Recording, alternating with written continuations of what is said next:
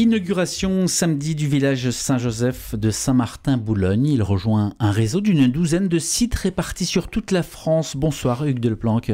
Bonsoir. Merci d'être dans ce studio. Vous êtes le président de Stella Maris, l'association qui porte ce projet ici dans la région. Alors depuis le 1er janvier dernier, les locaux de cet ancien Carmel du Pas-de-Calais accueillent donc le village Saint-Joseph Stella Maris.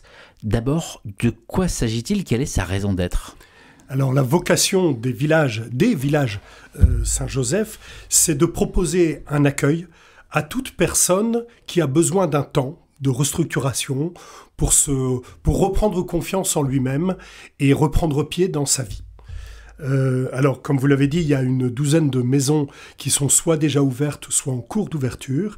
Et là, la maison Stella Maris va s'ouvrir à Saint-Martin-Boulogne, donc sur les hauteurs de Boulogne, dans un ancien Carmel.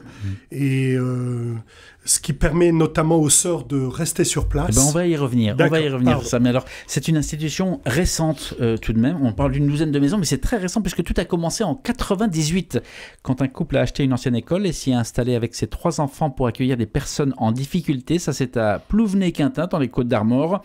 Aujourd'hui, donc, d'autres projets ont vu le jour. Le diocèse, à chaque fois, est un soutien et un partenaire. Alors, quelle est la relation entre Stella Maris et le diocèse d'Arras ? Alors, le couple qui accueille les personnes sur place sont allés voir donc Monseigneur Olivier Le Borgne, qui a tout de suite répondu favorablement au projet parce que ça rentre tout à fait dans sa ligne sur l'accueil des plus pauvres et des plus en difficulté. Et il est très, très motivé dans le soutien à l'ouverture de cette maison. Vous l'avez dit, l'accueil dans un cadre familial, permettre aux plus blessés finalement de faire de leur fragilité un don pour l'autre. Ces villages Saint-Joseph se veulent des petits foyers d'amour, de prière, d'accueil. C'est le slogan. Mais concrètement, qu'est-ce que ça veut dire? Qui sont les personnes accueillies et que leur est-il proposé? Alors, on est là pour accueillir toutes les personnes qui ont besoin de ce temps de repos. Je prends juste un exemple de quelqu'un qui sort d'une cure de désintoxication, quelle qu'elle soit. S'il retourne chez lui après sa cure, je dirais il a très forte chance pour qu'il retombe dans les travers de la vie de tous les jours et qu'il replonge. Et là, on est là pour proposer justement un sas dans lequel cette personne va pouvoir vivre d'abord un accueil fraternel, spirituel, je vais y revenir, et qui va lui donner le temps nécessaire pour reprendre pied dans sa vie. Et c'est la personne à ce moment-là qui dit « Moi, ça y est, maintenant, je suis prêt à retourner et à recommencer à vivre dans la société. » Alors, cette maison est toute récente, toute neuve. Est-ce qu'il y a déjà ou pas des personnes accueillies? Oui, alors ça vient de commencer. En fait, le couple accueillant, Gilles et Cécile Michaud, sont arrivés au début du mois de janvier. Et la première personne, vous voyez, on est tout début. La première personne est arrivée hier ou avant-hier. Demain, une nouvelle personne va arriver. Et après l'inauguration, le 23 avril prochain, il y a encore 2 personnes qui vont arriver. Quelle est la capacité d'accueil de cette maison? Alors, au total, ça sera de 10 personnes. Mais dans un premier temps, comme il y a des travaux à faire, on va se limiter pendant le temps de ces travaux, ou jusqu'à ce que ces travaux soient terminés, à 5 personnes. Et voilà, il y a encore de là une place, mais... Combien de temps les personnes viennent-elles? Il n'y a pas de durée déterminée. Qui définit le nombre la durée finalement des personnes? Alors, à l'entrée, il n'y a pas de durée déterminée. On ne dit pas, vous viendrez pour 2-3 ans, etc. C'est l'expérience qui montre qu'effectivement, le temps minimum, ça se compte en 3-4 mois de présence pour dire d'avoir le temps nécessaire pour se poser. Et puis, par expérience aussi, la durée tourne autour de 2 ans. Et au bout de 2 ans, enfin, c'est pas une durée, un coup près pour dire à partir de 2 ans, on doit partir. C'est le discernement qui est fait au fur et à mesure de l'accompagnement qui permet de dire, bon, j'avance, je vais dans telle démarche. Et au bout d'un moment, c'est la personne qui dit, ça y est, je peux y aller. Je peux revenir dans la vie, dans la vie en société. Alors, vous avez évoqué les addictions, par exemple, pour les personnes qui viennent. Ça peut être aussi des personnes sans ressources, sans domicile, au parcours de vie chaotique. Mais est-ce qu'elles passent devant une commission? Comment ça se passe? Comment est-ce qu'elles arrivent là? Qui les envoie? Qui les reçoit? Alors, en fait, c'est globalement le réseau je dirais, les gens connaissent petit à petit ou ont entendu parler des villages Saint-Joseph, savent que telle personne, ça pourrait lui correspondre, l'envoient vers le couple accueillant, vers Cécile et Gilles Michaud. Et en fait, il n'y a pas une commission, c'est eux tout simplement qui vont rencontrer la personne pour voir de quelle façon elle va pouvoir s'intégrer. Comme la vie spirituelle est assez marquée, eh bien, il faut aussi que ça soit quelqu'un qui l'accepte. Pas forcément, alors, a priori plutôt croyant, mais ça ne sera pas rédhibitoire si jamais la personne dit « moi je respecte la vie spirituelle, mais je ne suis pas croyant ». Et puis, alors, qu'est-ce que c'est la vie spirituelle ? Eh bien, c'est l'un des 3 piliers des villages Saint-Joseph. Il y a la vie fraternelle, d'abord. C'est une vie familiale avec l'entraide. Chacun participe à la vie commune, faire la vaisselle, le nettoyage, des choses comme ça, ou l'entretien. Chacun, voilà, c'est une vie communautaire et surtout familiale. La vie spirituelle, c'est le fait que on peut recouvrir chacun des facettes de son itinéraire ou de sa spiritualité.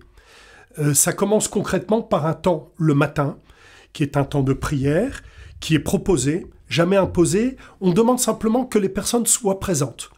S'ils ne veulent pas y participer, ils n'y participent pas, et puis c'est tout. Ce moment est important parce que ça permet surtout, alors d'abord de lire et d'écouter les textes du jour, et de la messe du jour, de pouvoir le partager. Et puis, dans les évangiles, on sait bien qu'il y a un tas de choses à puiser, et le partage sur ces textes peuvent aider chacun. Et puis, c'est un temps aussi de discernement pour repérer une personne qui va bien, qui semble aller bien, ou au contraire, où on sent une difficulté. Et là, on peut proposer quelque chose qui soit un accompagnement plus personnel et plus intime. Hugues de Leplanck, vous avez parlé de 3 piliers, hein, la vie fraternelle familiale, la vie spirituelle, il en manque un. Et la 3e, c'est l'activité. Parce que c'est vrai que sans que ça soit un travail rémunéré, l'activité, elle permet de valoriser chaque personne.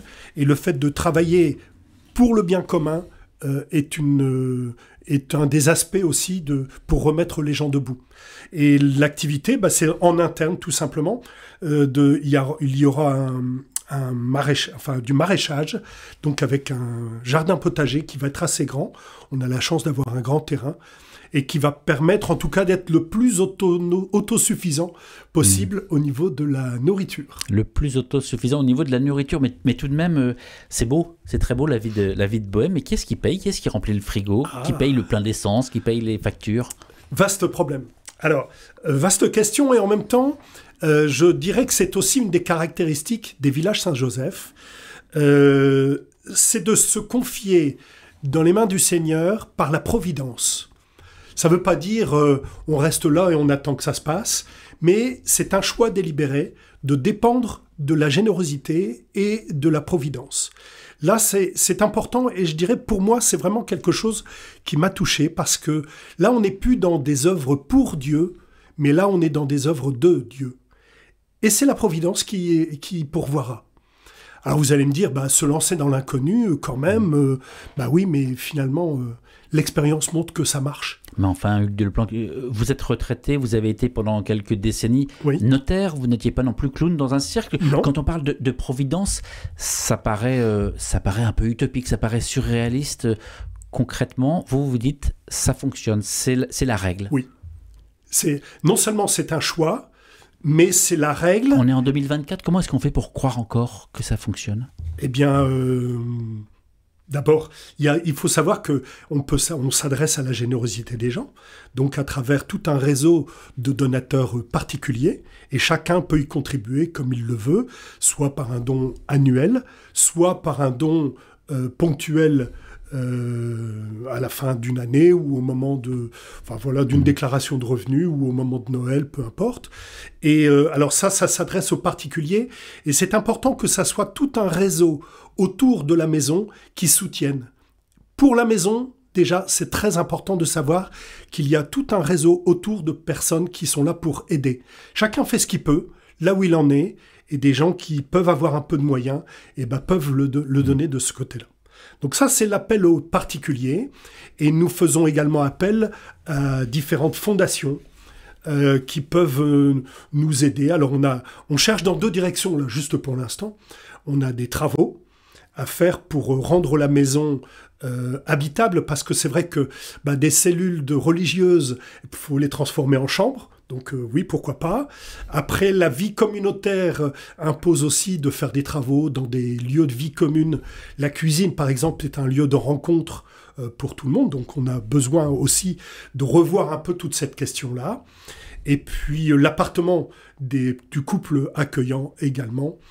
Et voilà, notamment, on doit changer toutes les huisseries, des choses comme ça. Donc il y a la partie fonctionnement et la partie investissement. Qu'est-ce que ça révèle aussi du sens du projet, le fait de dépendre complètement de la providence? Là, c'est qu'on s'en remet à Dieu. Le Seigneur peut faire beaucoup de choses, le fait. Et comme pour beaucoup de choses, c'est la foi qui sauve. Hugues Deleplanque, je rappelle que vous présidez donc Stella Maris, l'association qui porte ce projet. Monseigneur Olivier Le Borgne va venir présider la messe d'inauguration. Ce sera samedi à 10h30. Elle sera suivie d'une journée festive, toujours à Saint-Martin-Boulogne. Alors, il y a une originalité dont on n'a pas parlé, c'est qu'un carmel doit réunir 5 religieuses. En dessous, les religieuses rejoignent d'autres couvents. 4 anciennes carmélites qui résident sur le lieu depuis de très nombreuses années ont fait savoir qu'elles voulaient y rester. Elles s'appellent Martine, Monique, Jacqueline et Thérèse, et elles ont décidé de quitter l'ordre, mais chacune a demandé à vivre la suite de sa consécration sous la forme d'une vie communautaire, ce que Monseigneur Le Borgne a accepté. Donc elles sont restées sur place. Ça veut dire qu'il y a une forme de cohabitation ? Oui. Il était très important pour que chacun puisse être bien à l'aise dans sa vie, que chacun puisse respecter l'espace de l'autre.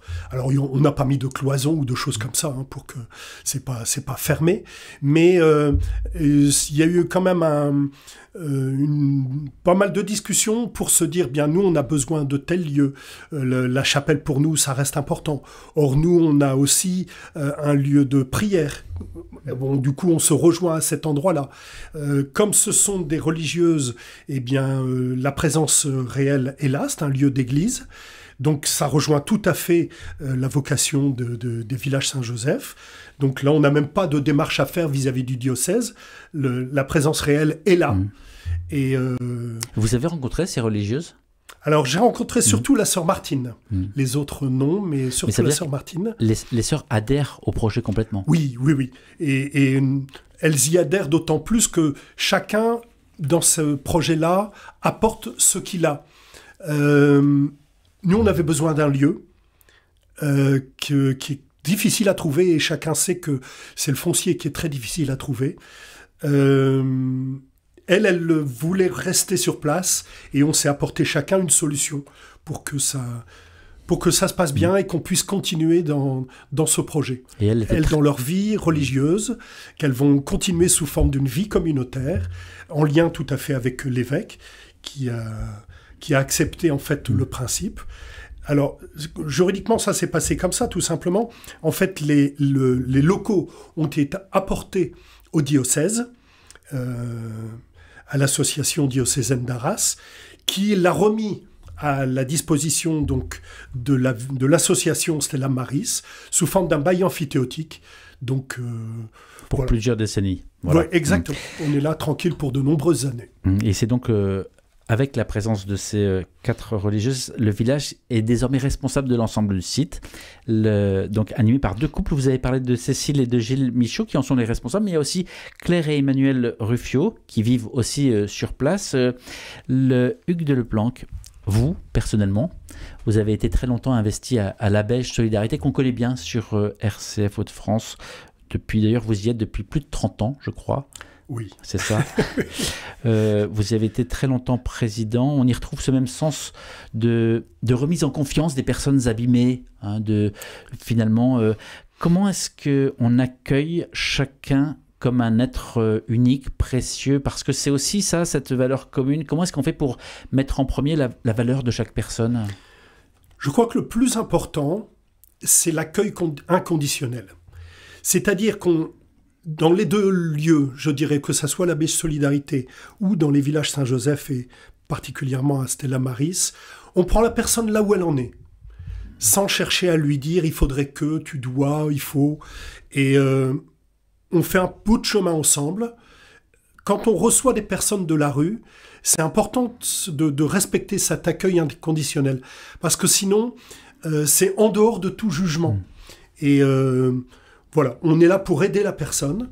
On travaille beaucoup notamment sur la posture. Vous savez, la posture de l'aidant aidé. C'est le travailleur social qui dit je suis le travailleur social, je vais donc t'aider, je vais regarder quel est ton problème, etc.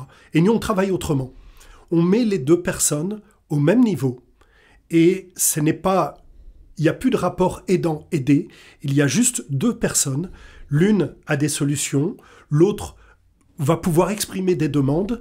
Et c'est vraiment un échange qui est fait pour qu'on puisse trouver des solutions qui va aider chacun, et surtout dans le respect de cet accueil inconditionnel. Alors, vous imaginez bien, dans les gens de la rue, on reçoit des personnes de toutes origines, avec toutes les blessures qu'il peut y avoir. La vie à la rue abîme les gens. Malheureusement, l'espérance de vie n'est pas très très longue. Et je dirais pour moi, l'accueil dans les villages Saint-Joseph, dans Stella Maris, va dans la ligne. C'est-à-dire qu'on reçoit la personne en direct, qui vient de la rue. Et petit à petit, on s'aperçoit qu'en fait, il n'existe pas de lieu de repos comme il peut y avoir dans les villages Saint-Joseph. Je citais tout à l'heure d'une cure de désintoxication. Ça peut être pour des personnes sortant de prison, ça peut être pour une période de chômage, une difficulté familiale, une exclusion familiale, etc. Donc un temps plus ou moins long, et on ne se fixe pas de limite. Un lieu qui n'existe pas, c'est un modèle finalement original, un modèle inventé. Oui, tout à fait. Le temps file. Merci beaucoup, en tout cas Hugues Deleplanque. Je rappelle que cette inauguration elle a lieu ce samedi. La messe à 10h30 sera ouverte à tous. Elle est présidée par Monseigneur Olivier Leborgne. Ensuite, il y aura un pique-nique. Et puis après-midi, dans les jardins, ça se passe au Carmel de Saint-Martin-Boulogne. Merci beaucoup d'avoir pris le temps de venir dans ce studio. Il nous reste une quinzaine de secondes. Celles et ceux qui voudraient se rendre quelque part pour peut-être se renseigner ou aider. Alors, il y a un site internet qu'on peut consulter. Il suffit de taper Village Saint-Joseph, Stella Maris, et le site de notre association va apparaître. Merci à vous d'être passé dans ce studio. Merci à vous de votre écoute. Au revoir.